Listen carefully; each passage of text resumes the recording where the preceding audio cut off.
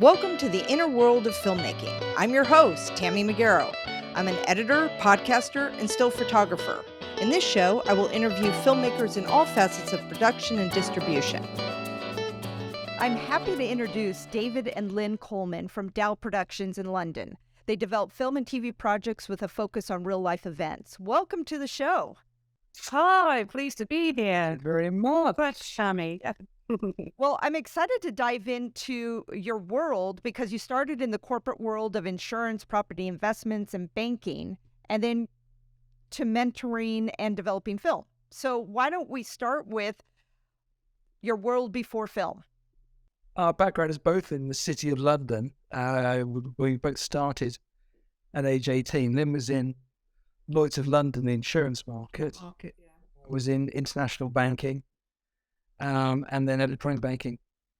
And then when I was over in Vancouver on a posting with the family, that's when Lynn got involved in property investment.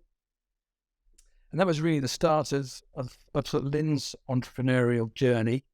And then so when we both left, when we got our early time, we felt we had this good mix. So Lou was coming at it from the entrepreneurial side.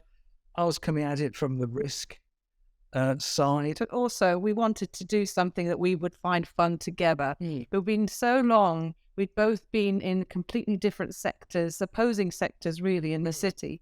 So much so that we never met for lunch because it was kind of all in the water with the two different yes, across the sea.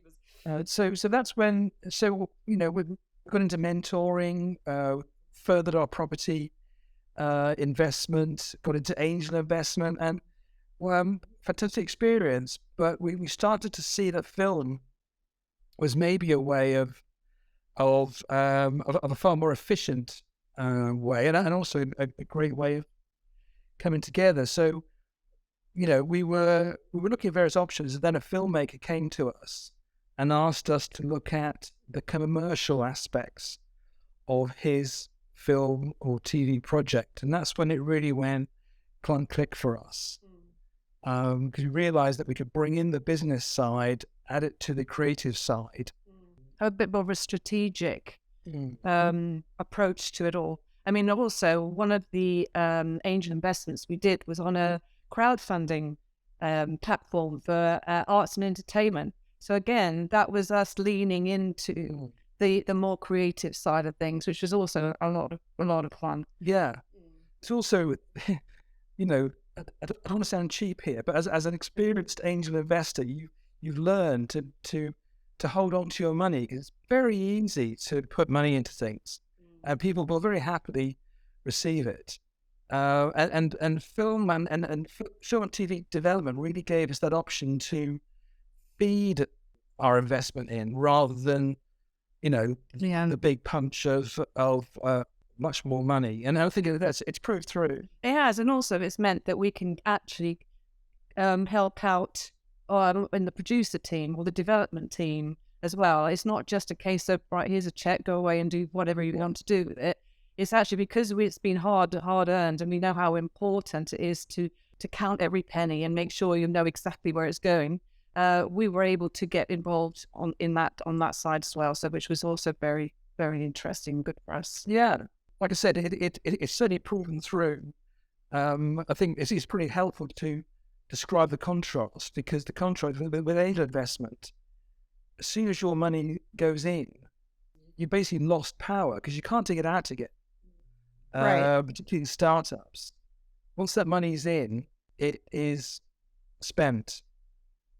And there's no way of trickling it into a startup because they need tens of thousands up front. Whereas in film and TV, you can develop multiple projects, which from a banker's point of view represents a great hedge. So you can work on multiple different things, and feed money in if it needs to be. But Exactly. The golden rule really is to be as creative as you can for as long as you can. And only really start putting money in once you get interest. But I think that's a different subject rather than career. Yeah, I was just kind of thinking about with investing your money. I think a lot of people don't get their money back. So, is there anything that an investor needs to think about, Yeah. with the project before they invest their money? Well, in the UK, we have certain tax breaks available. It's been tightened up significantly. This is the EIS and SEIS, which is the Enterprise Investment Scheme, which offers significant tax back on your personal income.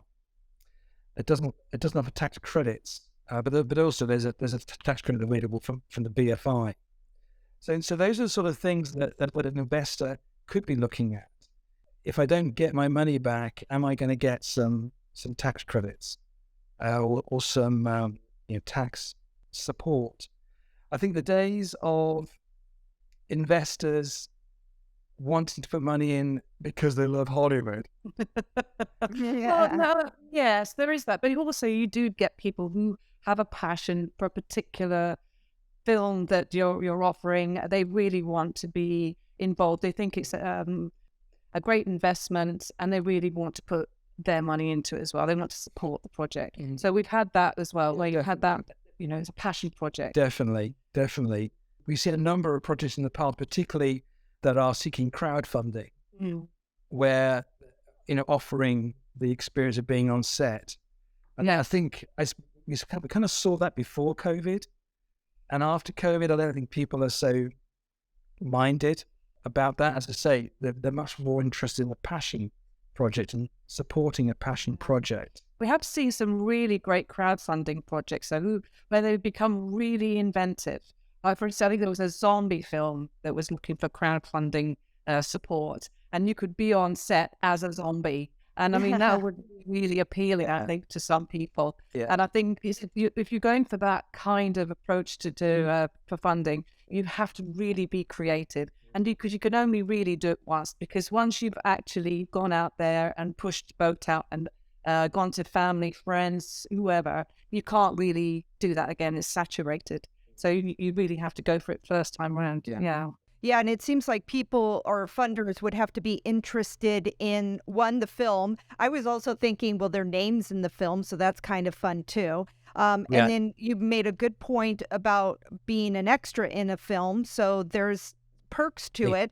And especially if people have money and they want to spend it, what better way to do it than to be in a film? And also, I think that if you get a filmmaker that does really great films, then you want to be a part of that time and time again. Exactly. I mean, that's one of the reasons also that we've invested in film as executive producers, because we have confidence in that filmmaker. We really trust his process. We trust the team he brings on board, and we trust the quality of what's going to be finished. Finished.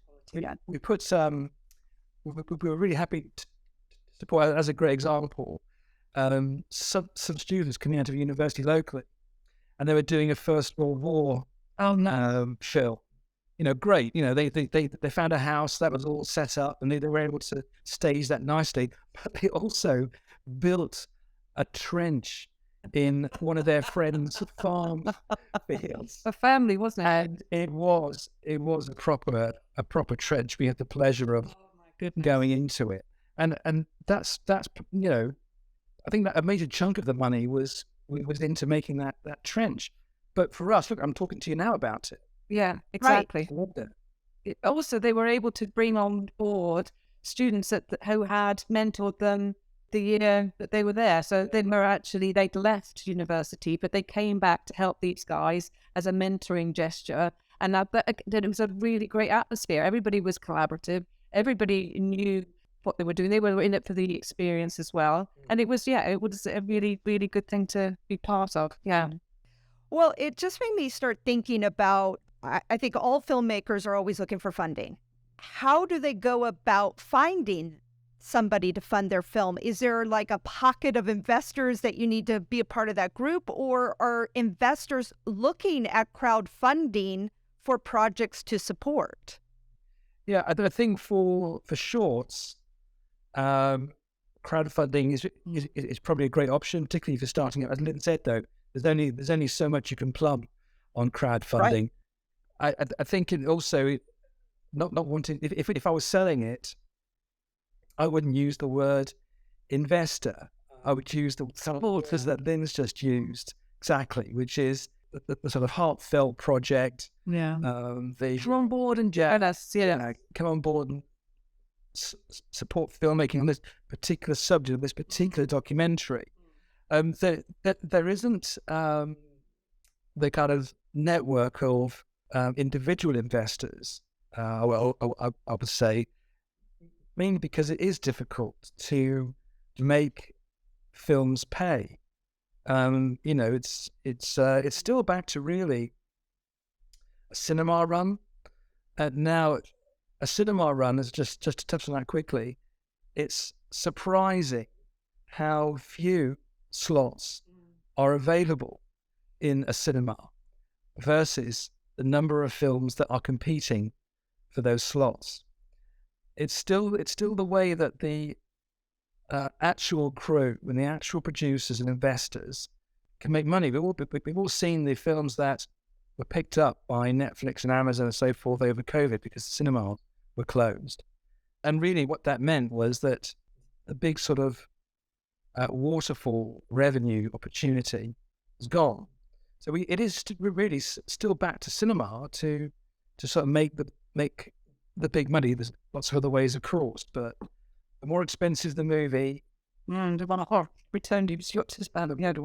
it's also weirdly, well, not weirdly, because it's a fact, far easier, less difficult to raise 5 million for a movie than it is to raise $500,000 for a movie.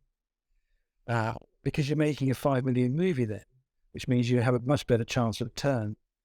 Whereas a £500,000 movie is not going to make any money because you're not going to be able to sell it in that way. Do you think it's because of the production value? Yeah, is 500 versus $1 million? You can put a lot more into it. Yeah, I mean, you can put anything you like on Amazon Prime, for instance. It's not curated like Netflix. You try and get something into Netflix is a totally different deal. Whereas Amazon Prime, they have their own programming, but you can there's also a way through just to put it on there for free or for a small charge, a bit like YouTube. Really. I was going to say, YouTube has been enormously successful for first-time filmmakers to build up a relationship, build an audience, build a fan base up, and then it's a really great way of showcasing what you've got. Yeah. And also go for grants. Well, it's not as easy as it used to be, but again, if you build a relationship up with the likes of the BFI and other funding platforms, then you tend to get your name known. You're not just a fly-by-night. You've got something that you are, and especially if you've already produced a film or have got a network of investors or a great producing team behind you, then that gives gives them confidence. I mean, I know also is an awful lot about diversity, so that's something also to consider. Absolutely. Yeah. Yeah, it was making me think of a couple things as you're talking. One, David, when you were talking about cinema, do you don't think that things have changed with Netflix, Hulu, Amazon Prime, and all these other platforms? That do we really need to be in the theater with our films? Yeah, I think that, I apologize for always talking about it from the business point of view, but that's where we start. We start with the commerciality of the project, and by commerciality I mean money in the pockets of the people who made the film and invested in the film. So what I'm saying is that cinema still represents by far the best way of earning money from the film. If you get your film screened by Netflix, which of course is, I mean, that's like winning the pools. You will get some money back from Netflix, but of course you'll get a deal. Some of these films are in such demand that Netflix pay a premium. But also Netflix are looking at, well, how much does it cost to actually make that film? Now, of course, that's a tremendous limit on the amount of money that you can earn. When the whole idea about film is to earn a multiple of the cost of making it. That's the sell to investors. Right. when it goes to the streamers, Mm. there is no multiple. Never heard of a deal where somebody sells things to Netflix and says, by the way, if a million people watch it, then you'll pay us more. But maybe that does exist, but the multiplier is in cinema, which is very hard to get, very hard to achieve. Well, and in addition, like when I was saying about like Hulu, Netflix, and all that, it's like the criteria is probably very high. So dream big, but not everybody's going to make it there. And your film's not going to be that quality. Yeah. Well, Yeah. okay, so you're creative and development producers as well. Can you explain the roles and responsibilities and how you help filmmakers? Yeah. So, I mean, we've learned over time to concentrate on projects that we either own, we either own a large majority of the IP or a significant majority of the IP. And I think that's important for people to keep in mind, is to make sure that you retain a significant portion of your project. So, but as we call ourselves development producers, some people call us producers. It really depends on the project. Yeah. No, it really depends on the project as to what we can add to it. If we feel that it's something where we need to do a bit more research, we need to be talking to more people, need to do some recce's to a particular area, to talk to key people who know more about the subject than we do, then that's how we get involved. If it's a case where the film's been made, but there's just some edits to be done, or there's a festival run or whatever else, then we can come in and help out with perhaps festival cost or things like that. So we get involved with things at different points. Yeah, it's a bit like a startup, which is why we sort of recognise this process.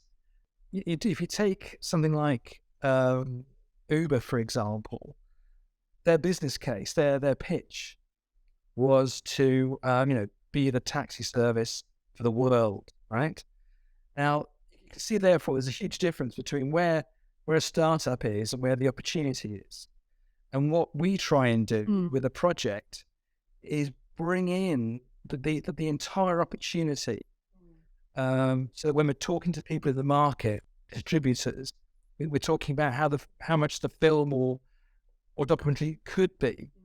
And that's for us is the development, but we're not developing it from a beautiful script point of view. We're looking at it from that commerciality, the value, and the value is like an asset that we like, that we concentrate on growing. So as Lynn says, it could be bringing in certain people who can add value to it. Like historical consultants, we brought in historical consultants. We actually brought in a script consultant as well to see, because we liked the whole theme of the project, but just felt it may need some tightening up with regard to the script. So we brought in an expert there. We brought in expert police input for TV.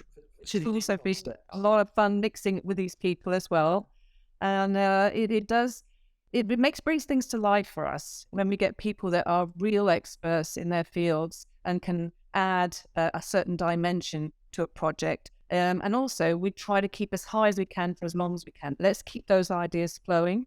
Let's keep it to, let's not actually put anything too much on paper in with regard to a script. Let's just keep it at treatment level, and let's just tweak it and tweak it and tweak it until it's absolutely great. And it really, really attracts interest. But yeah, I mean, that's, and also, if you're going to fail fast, fail cheap, that was another thing. Don't put a lot of money into something. And time is, if you've got the time, put the time in. Do the research, meet with the people, study, work out, and get it into your bones. Really feel the thing, and then you become an expert. So when you're talking to people about the project, you can talk about it naturally. You can talk about it expertly. You've really got that key knowledge. Yeah. Well, and I think you bring up a good point about the expertise and finding experts in the field to, one, make the script accurate versus a lot of these TV shows, I'm sure, are like, that doesn't happen. Exactly. But also, I just find it so fascinating when you just ask people. Just ask, because so many people want to be helpful. So maybe you ask expert and they're like, oh my God, could I be in the film? And they'll do it for free sometimes just because they're excited about the project. So I think it doesn't hurt to ask. And I was also thinking about you guys, that you're building your context. You're like the connector hub, the communication hub, and you're like, boop, boop, boop, boop, boop, all around.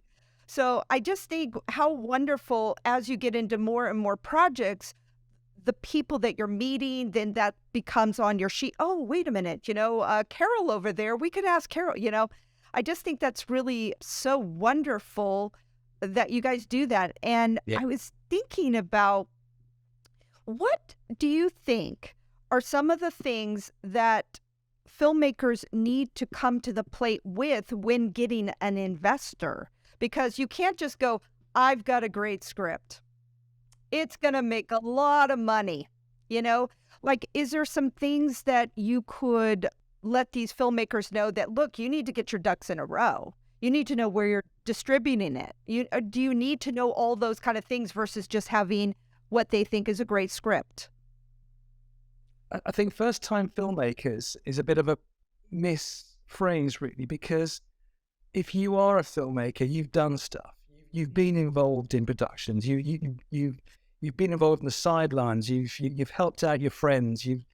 And that all builds your reputation, your authenticity. And it's the authenticity that's really important, because nobody can just drop in and pick up a camera and start making a film, because it's all about the drama. It's about the story arcs. It's about the audience appreciation. You want to make a film of your kids and put it in the back of the room, fine, you're done. But a filmmaker is all about audience. But also, I mean, people coming out of university, also, you find that we've worked with guys coming out of university all the time, and they've got the technical expertise. They've got the actual theory of a lot of things, but they still kind of need to have the real life experience. They really need to be blooded, if you like, in real life.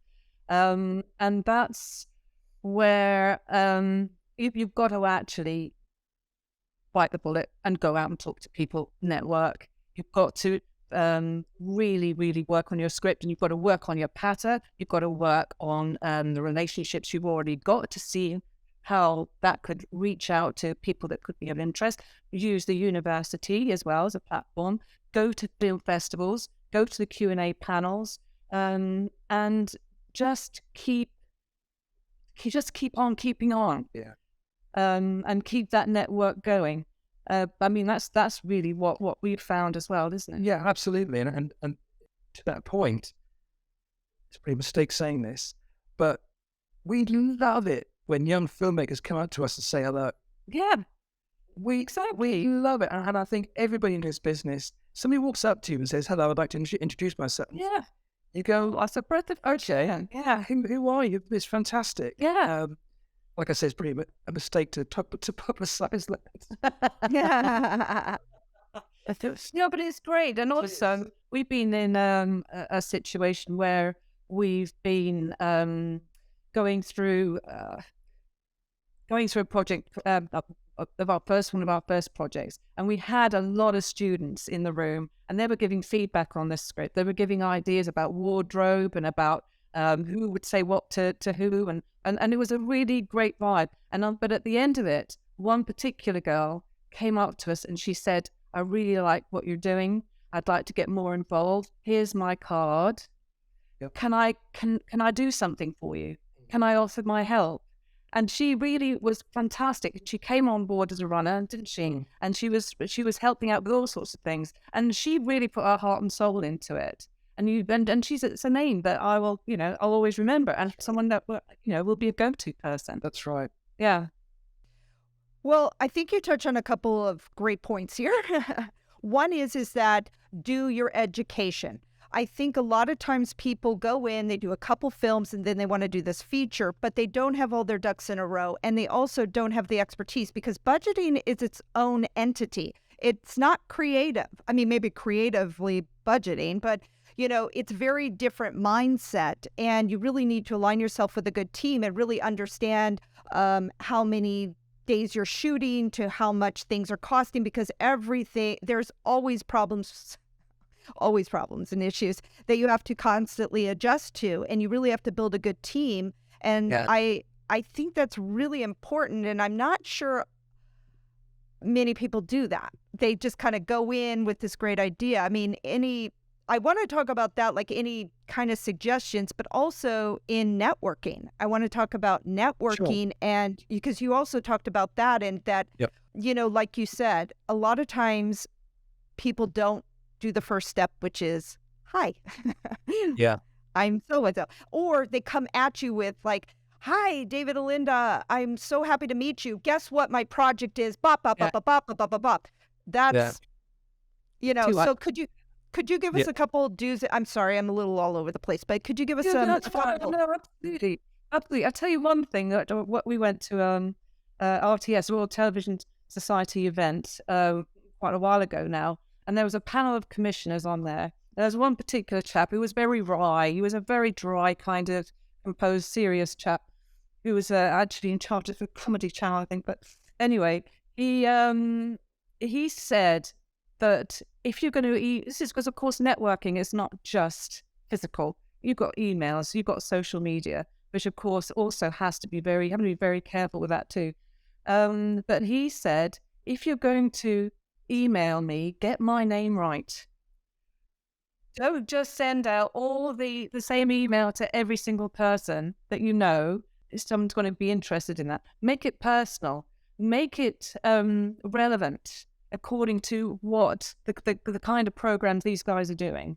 So I've seen this, I think you might be interested in what I'm doing, kind of thing. But get the name right. That is just so important. Because these guys are human at the end of it all. This is not a machine that's churning through this. These are people reading this. Yeah. So it's important to get the detail right. Yeah. Yeah. Absolutely. And I think that a couple of basics to throw into that is know who you are before you go to an event. Why? Because somebody's going to ask you, and the answer needs to be interesting. Also, be prepared with what you can do for whoever you're meeting. As Lynn said, that example of that person who came forward when we were filming and said, I want to be involved. She came in as a runner. There's many levels of how you can be involved, but must be ready to offer. The third one is, if it's a networking event, guess what? It is a networking event. Everybody knows that it is. Keep moving. Look around. See who's there. It's a bit realistic too, really. A comedian's joke's always funny to people who haven't heard it. So you can go around a room, you can say exactly the same thing to people, get it off pat, get it off straight, and you've networked the entire room based on the story that you've got tight, that you know what you're talking about. Never walk away without a contact is another aspect. So follow those contacts out. If you've got a business card from someone, make sure you follow up the next day. I find it really interesting that we were talking about X, Y, and Z. It'd be great to have a coffee with you or to have a Zoom call with you to follow up on some of the things, some of the points you made, that kind of thing. And again, make it personal, make it sincere. And yeah, I think so. Yeah. So that's just a few. But also, I think go in with your eyes open, because there may be someone there that you think, well, that's not something I'm interested in. I won't bother talking to them because that's not really what I want to do. You never know. The plates shift all the time. And it could be that you've hit it off with someone and they say to you, oh, I might not be able to help, but I know someone who can. So it's so important to just keep, as I say, keep an open mind and, talk to everyone. Yeah. Yeah, I liked what you said about that because you don't think about that as much. And also, we all have our phones. Look people up while you're there. Look them up, see what Absolutely. they've done. Then you could have Skippery. some things to talk about because you might be surprised, like, oh my God, they did that film? I love that film. Yeah. And now you have something to talk about. Also, I can't tell you how many times somebody gets somebody's number and then doesn't call or contact them thinking I have nothing to say. Yeah. You have something to say. Hey, Right. it was great meeting you. I Yeah. hope we can, maybe I can contact you in a month or two or something. Yeah. And if they say, I'm really busy right now, you can always respond back and just say, hey, do you mind if I contact you again in about a month or two? Would that be okay? Yeah. Because most people are like, yeah, don't take just the I'm busy, because sometimes Absolutely. people don't realize, that they could. Absolutely. I think the other thing, just to throw in those sort of connections, is the whole IMDb thing. Yeah. Now, IMDb is owned by Amazon. So you can set up an IMDb account, through your Amazon logon, fine. But IMDb does not contain the projects that are in project mode. That's IMDb Pro. Very, very worth the investment to pay the money for IMDb Pro, because whoever you then meet, if they are working on a project, you will be able to see the project that they're working on, and if all the other parties who are working on that film project. It's something we use extensively, and it's something that we use as our shop window, if you like, to make sure that the media, the film posters, All the attachments that we have is on our IMDb Pro link, which, like I say, you can't see the projects. So, for instance, any major star, if you looked at them on IMDb, you'd see the films they've made. If you look on IMDb Pro, you'll see all the projects that they've been signed up. Oh, yeah. Okay, but also in addition to that, you've got contact information. Yep. Yeah. I can't tell you how many people I've reached out to based on that to get them on my show, and they said yes. That's really important, and also to have a picture, because you have to get the pro to have a picture. You should have a picture. Yeah. People should see what you look like. Absolutely. So that they can connect with you. And I think going back to networking, I just want to say one more point that I think is very important in networking is it's about building connections. Because as an introvert, I was always thinking, oh my God, networking, I don't want to do it. It's just too much. It's all superficial. But I think today's way of living is it's not to be superficial anymore. It's about connecting. It's about sharing and getting to know people, not just like, oh, what can you do for me? It's about what can I do for you? And that's a big, I think you mentioned that as well, is it's not about what I can, Yes. Right. Exactly. And this is another thing, actually, I've seen quite recently on LinkedIn, for example, where I've seen people offer their services. They say, look, let's just have a chat because I'd like to help new filmmakers come through. And it's been someone, for example, that I've been a second connection to. And I've gone to my first connection. I said, oh, I see you're connected with this person. What do you think? It is something that, how well do you know them? Would you be able to introduce me? And they have, and we've had great conversations, and it's been of mutual benefit. So again, LinkedIn is also it's very useful. I mean, you can't be spamming people, and you can't be just randomly adding them up or trying to connect with them all the time. That's not the thing. But if you have someone who is willing to offer their services, and you can sort of clarify exactly what their motivations are and what their experience is, then why not? It's another strand. It's what network. what LinkedIn's for, isn't it? Yeah. Yeah, I agree. And I think a lot of filmmakers should probably put themselves, if they're not on LinkedIn, because that's a plethora of connections there, is right. And also, I guess, and another don't in LinkedIn is don't spam people with hey, it's just you're just selling yourself. I don't even know you. I delete all those. So make I loved what you said about making a human connection, and don't just. I mean, you can have a generic email, but curtail it to the person. So have what the nuts and bolts of what you need to get across, but then make sure that you're saying, I was talking to somebody else, it's like, hi, so-and-so, I hope you're doing well. Not just like, hi, could you do this and this and this? It's like, do an introduction, or like, I loved what you guys said about bringing in something either, oh, I know so-and-so who knows you and they've talked highly about you, make the connection. That way they'll want to read, because I would read that. I would be like, oh, and tell people where you know them from. Yeah. I think that's important. Even if you don't know them, reference a movie they did, or reference something. Yeah.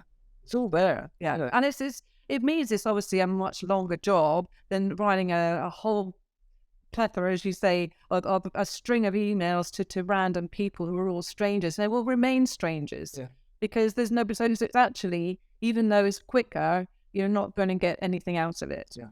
But if you make a personal a personal reference, or you get someone else to introduce you, and then you can talk about the person that has introduced you, you bring them in as well, and it's a group thing. It's actually been quite a nice way of adding people to our network recently, actually. Yeah. Right. And make sure that when you put them in your contacts, to write a little something about them, like children, are they married, anything, any kind of information you can bring up later. Because, if you have, thousands of contacts, you're going to sometimes forget. I always like birthdays, so I like to know when their birthday is, so I can say happy birthday or something. Oh, yes, for the astrology as well, is that a great plus? Yes. Then I know the timing to approach. Exactly. And how. Exactly. It's a secret weapon. Yes. Yeah. So, most people want to talk about distribution. Do you have any tips or anything to help people in thinking about distribution, or any research or things they should do? We come at this from a business point of view. Okay, so when we came into this, that's where we started.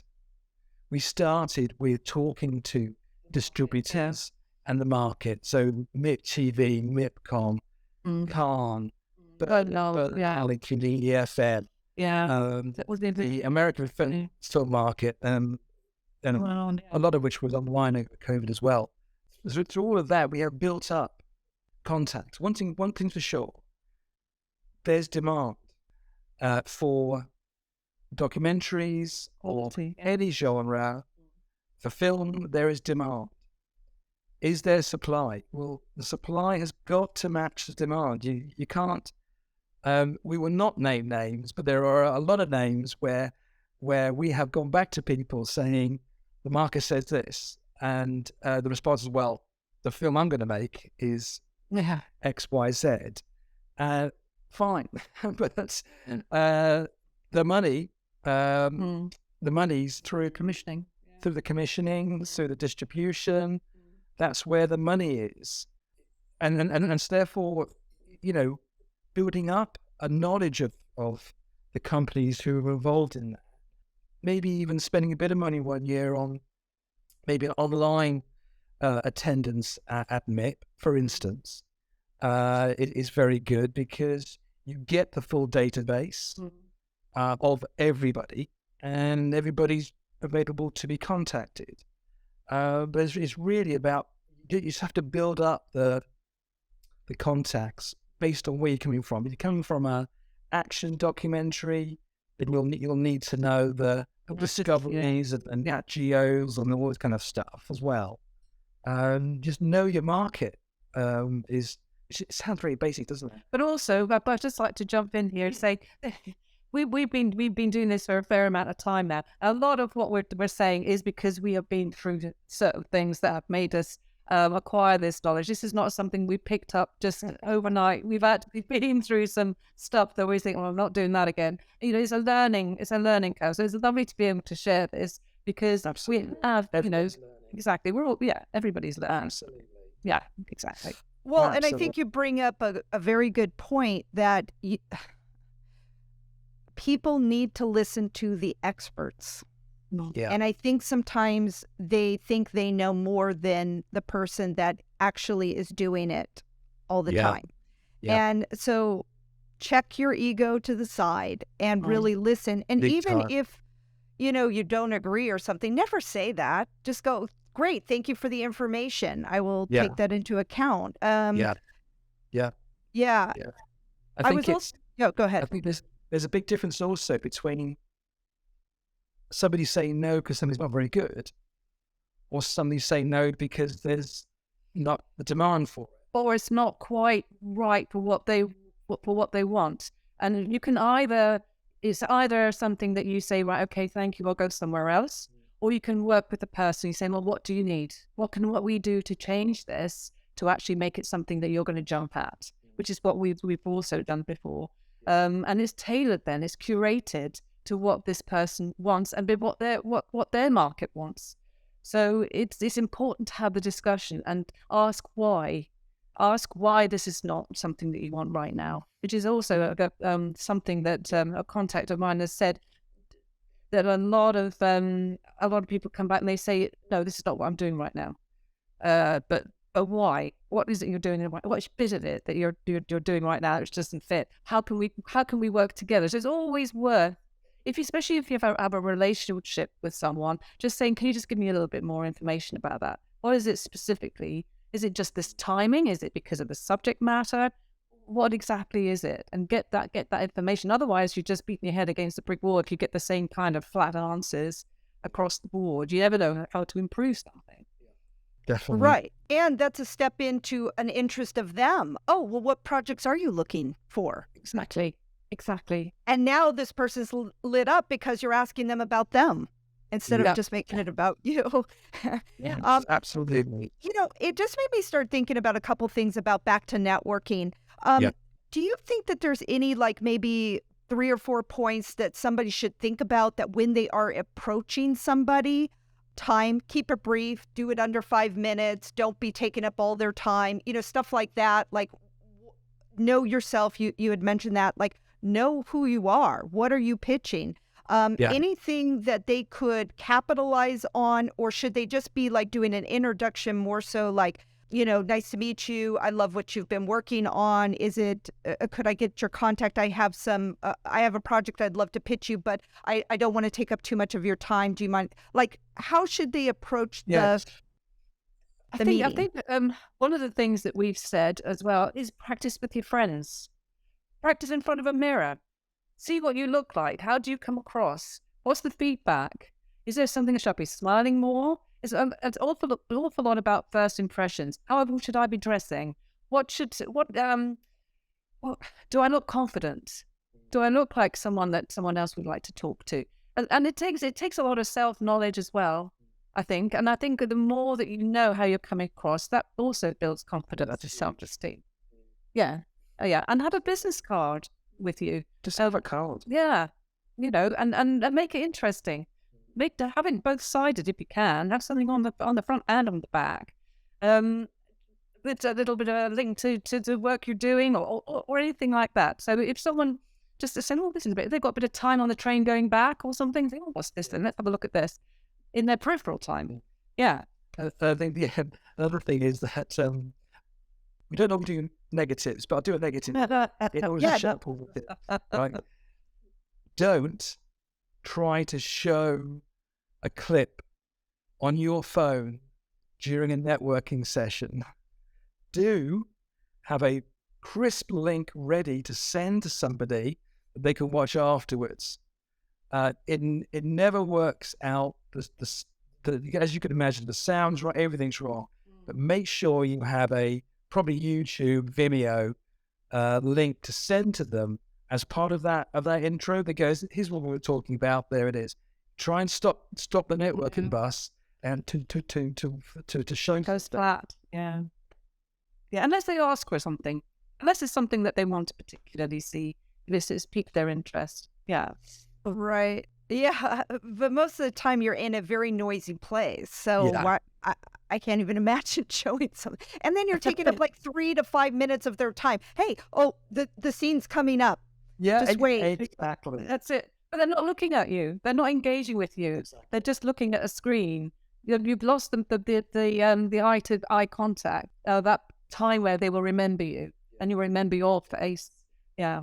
And I give that example from personal experience. He was talking about us learning. We've done that. We've done that. Hey, look at this. And, Maybe later. Yeah. great more. Okay. And then how do you know if somebody's really engaged, and maybe you should you just always kind of cap it regardless because you always don't cap it. Okay. Like Yeah. 5 minutes, 3 minutes, Yeah. like under 5. I mean, often networking, as Lynn just mentioned a short while ago, is actually a group. That's great. They sort of coming and going. You never know. So be able to say who you are, be able to say what you can do, learn what they want to do, get the contact, get a link ready to send to these contacts as the follow up, and then see what builds from there. But I think also if you're struggling a little bit with self-confidence, I think it's good to have something, as I say, practice what you're going to say, rehearse it with someone else, have that spiel all done as dead, and say, lovely to meet you. I'm just going to, I'm just going to work the room, or I'm just, I just see someone else that I'd like to have a chat to, something like that, and even if you just go and see a friend afterwards, you are actually going up to someone else, and then you replenish your confidence again. Yeah. Well, and also I was thinking, like, just give yourself a number, like talk to 5 or 10 people. Yeah. And you have to do that within that time period. And then know, okay, I talked to 10 or I talked to 5. Okay, maybe I could do a couple more or something. Maybe like when you get their card, write a little something about it to remind you, because if you're getting like 100 cards or 50 cards, you're going to forget who everybody was. Then I would suggest, and I don't know about you guys, is at the end of the day, you should be emailing everybody just to say, thank you, nice to meet you, and then a little bit about what you wrote on the card. And also, we've also said, would you mind if I connect with you on LinkedIn? Which is also just a quick question. Would that be okay with you? And then it's just another connection, added on there. Yeah. When we do, we try and do it straight away, so that it's there. You got the invite now. There you go. Yeah. I just see you. Yeah. Done then, and it's all off the list that you have to do as well. Yeah, do the deal there.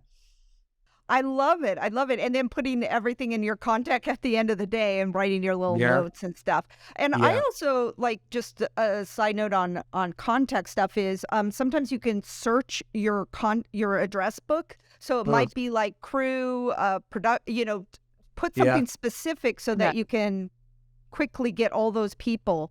That's really good. Yeah, no, that is good. And then you can actually go specifically to that person with something that's relevant that they might be interested in or could help out with. Yeah. Yep. Yeah. And also, I loved what you said too, Lynn, about helping other people out. Whoever you meet now is in your head that if somebody else is looking for somebody, you can go, wait a minute, I just met somebody at that party. Let me do a quick search and then I can send that off. Because I think that if you make 2 good connections, I mean, I would think they'd remember you for that. Hopefully you're not making, but there's also those bad ones too. So any tips on that? Like, I don't know, like we can meet people, not really know people, and we're connecting people. And sometimes we may or may not be connecting them on the right. Anything we could think about? I'll throw in there. You cannot make a bad Actually, I think you're right. I think you're absolutely right. Yeah. Because they're bad. I mean, so you found that out. So you just keep on linking up. You just never know. But the whole purpose is to keep on going and keep on growing. And you will of course inevitably meet people who maybe are not trustworthy. Maybe they don't like you. But that's also good to know. That's also good to have that information. So if you see them somewhere else and you know you've had that bad experience, or you've got a funny feeling about them, or someone else has said, well, no, that's actually agreed with you about your first instinct, then you know then that's someone that you're probably not necessarily going to talk to the next time around. Yeah. And make more use for your valuable time. Yeah. I think for me, the last thing on that, again, is to realize the big picture of what's going on in here. Our background in banking and Lloyd's of London shows us that this industry, filmmaking, is by far the most collaborative that we had experienced. We've experienced angel investing, networks, mentoring, property, City of London property. In this, everyone wants to be collaborative. And that's worth remembering whenever you go into a networking situation, whenever you're talking to somebody. This is, maybe people in this industry who haven't worked in others, they don't realize that, but it is by far the most collaborative. It's true. And get involved with other forums that are maybe closer to the group that you're familiar with. Like, for instance, if you're coming out of university, start up a little group where you're constantly talking to each other and asking for what, if they've got anybody that they've spoken to who's been interesting, or what projects they're working on, and keep talking to each other. Keep those connections going, because sometimes when you leave university or college or wherever, you drop those in favor of maybe I've got the higher echelon. But you've got, because these people are always going to be coming up, or they're going to have experiences where you could join in on and jump in with them. And also, if you wanted to change, if you decided that I don't like being a writer anymore, I want to be a producer, I don't know, then to cast your net as wide as possible and keep those nuggets of those very pure experiences you had in university so valuable. And of course, your teachers, your lecturers, that too. Keep those connections going. Go to the events that they're running afterwards for alumni. Keep those running as well. Yeah. You can see Lynn is a power networker. Yes. Love it. I love it. I just stand with a glass of wine and see you coming. We're meeting so next week. Yeah. Yeah. I'm doing a Zoom with that person. But Janie as well. Janie's a great power networker. Yeah. And it's all free. Yeah. Do you have any recommendations for, as you were talking about groups and stuff, Facebook, I know everybody talks like bad about Facebook, but I think they have wonderful groups. I mean, that's really what you use Facebook for, is their groups. If you're an editor, be a part of the editing group. If you're a producer, you're a part of the producer group. Or there are film groups in your area, be a part of that. Go to them, connect. Exactly. And also social media. I mean, Instagram, my God, you can DM people, and now they don't always reply, but I'm always fascinated by the people that do, that say, yeah, sure, here's my email. Why don't you email me? No. But that's a way to connect with people. Now I feel like with social media, it's given us an avenue to really connect with people that we would never have contact with before. Absolutely. Especially if they're advertising something. And they put a post out that is really intriguing, or it's something that could really feed into a project that you're working on. I mean, I've approached radio stations. I said, I've got this, someone that really like to talk to you, be great at talking about what he's working with. Janie, of course, reaches out to everybody and brings us in, and lovely that we've met with you now. So yes, it's but no, I've reached out on Instagram DMs and I said, so you put this offer out. How does that work? Be great. I'd love to find out more about it. Be really interested to have a Zoom with you to discuss it more. And just use it as a leverage to build on that on social media. Just build on that connection or on that post. Filmmakers years and years ago would have killed for these tools, wouldn't they? Yeah. They would have just, you can message directly, even though they don't reply, but you can actually message these people directly. You can see what they're doing. You can see if they're part of a network or group. It's amazing. Very powerful.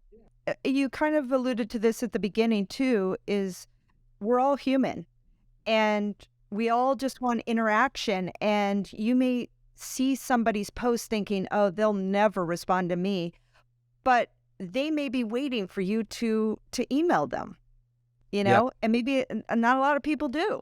So I think it's always like anytime anybody reaches out to me, I always think, wow, that's really great that, you know, you saw something in what I was posting that you wanted to reach out. You know, reaching out to me versus, hey, you should put yourself on this thing. And, you know, when thousand, it's like, nah, don't do that. But one last question. I wanted to kind of talk about Netflix and Amazon Prime. You know, how does somebody sell their film to these places? It's something that we've experienced because, you know, like I say, we talk to the market, really, you know, and Netflix and Amazon are always there, even at the even from the distributor's point of view. So maybe we don't have a direct contact with these kind of outlets, but the distributors definitely do. It's no good making something and then trying to sell it. You have to work it through as part of the project. I think, and you have to know what you're making and who you're making it for. You know, I would say, I mean, we've never done it, but I would say it's almost impossible to make something and then try and phone up Netflix and say, have I got a film for you? Yeah. A lot of the time they'd say, we'll make it and they will come. You know, I've just got to make it. I've got to, without doing any kind of research as to whether it actually might be something that people would want to see, or that it's marketable, or if it's something that would sit well on somebody's, you know, somebody's catalog. It's so important to get the chain right. Make sure you've got a cracking concept to start with. Work on your treatment. Get a great team around you. Talk to the market. Attend film art about the EFM, for instance, and get feedback. And then if it's just a 2-pager, you can get that feedback very quickly. Especially if you're talking to somebody over a desk, you can get it quickly, and they can see whether or not you know, who's involved, who you've got attached, what kind of concept is, how expensive it's going to be, and they can get those. A bit of information straight away, and then there's the discussions will follow. Yeah. And I think you have to be, you know, if you want to have a direct relationship with Netflix and Amazon, well, you know, you got to be something else to. Yeah, you can do. I love that. Be able to do that, so start with the distributors is what we'd say. Any last thoughts you'd like to share before we close the show? I'd just like to say thank you very much. It's been lovely chatting. I'll be so pleased that we've connected like this. And I think you do an absolutely fabulous job. So I'm giving something back to you now and say how rewarding it is every time I look at what you've done, the work that you do. It just brings a real smile to my face whenever I see what you're doing. Yeah. So thank you. Oh, thank you. Thank you. Like, again, our background, right, is City of London, is very hard businesses, talking telephone numbers and you know, in value of deals and transactions. In this particular business, where it's all about being creative and it's all about audience, it's got to be fun. What you're doing, it has to be fun, and if you're not enjoying it, that will come out in what you create. Everybody who's in this business, I'm hoping that they would look at themselves and say, you know, am I thoroughly enjoying this? Sparkle in your eye when you get up in the morning and be excited about what you're doing.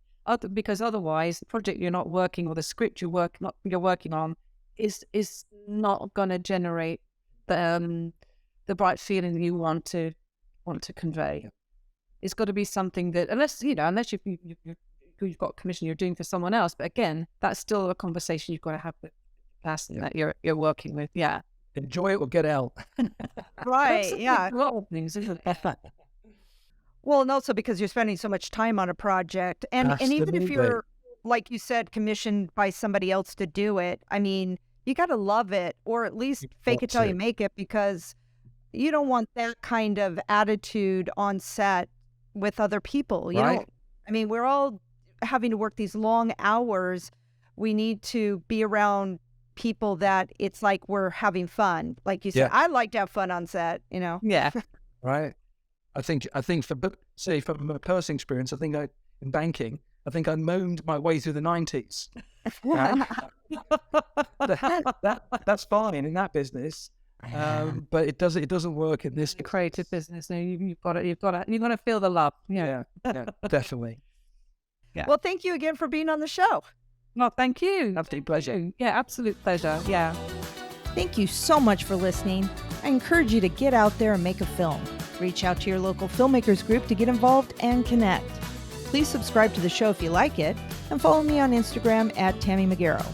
Until we meet again, what's your story? Come on.